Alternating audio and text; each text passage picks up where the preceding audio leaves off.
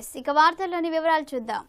మండల కేంద్రంలో అస్తవ్యస్తంగా పలు అభివృద్ధి నిర్మాణ పనులు ఆగమేఘాల మీద శంకుస్థాపనలు చేసిన వైరా నియోజకవర్గ ఎమ్మెల్యే మాలోతు రామదాస్ నాయక్.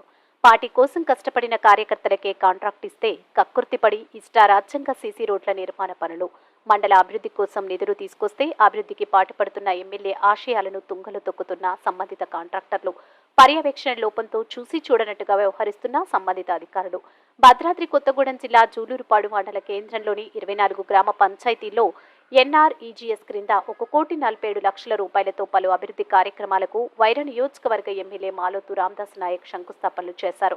కానీ కొందరు కాంట్రాక్టర్లు తమ ఇష్టానుసారంగా నాసిరకం ఇసుక మరియు కంకరతో నిర్మాణ పనులు చేస్తున్నారు. తెల్లవారిసరికి సీసీ రోడ్లు గ్రామాల్లో దర్శనమిస్తున్నాయి. ఈ మధ్య కాలంలోనే పలు గ్రామ పంచాయతీలో నిర్మించిన సీసీ రోడ్లు పగుళ్లు బారి అస్తవ్యస్తంగా తయారైంది. ఈ పనులను పర్యవేక్షించే ఇంజనీర్లు ఆదేశాలు బేఖాతరు చేస్తున్నారు. సీసీ రోడ్ల నిర్మాణానికి భద్రాచలం గోదావరి ఇసుక వాడాల్సి ఉంది. కానీ వాగుల్లో దొరికే నాసిరకం ఇసుక మరియు కంకరతో నిర్మాణ పనులు చేసి చేయి దులుపుకుంటున్నారు.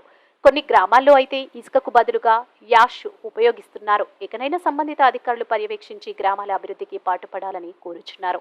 ఇదే విషయమై పంచాయతీరాజ్ ఏఈ నాగేందర్ను వివరణ కోరగా నాణ్యత లేని సీసీ రోడ్లు, కల్వర్ట్లు పనుల నిర్మాణం చేపడితే తగు చర్యలు తీసుకుంటామని పేర్కొన్నారు. వార్తలు ఇంతటితో సమాప్తం. మళ్ళీ తిరిగి ప్రసారం అయ్యే టీవీ 9 న్యూస్లో కలుద్దాం. అంతవరకు సెలవు.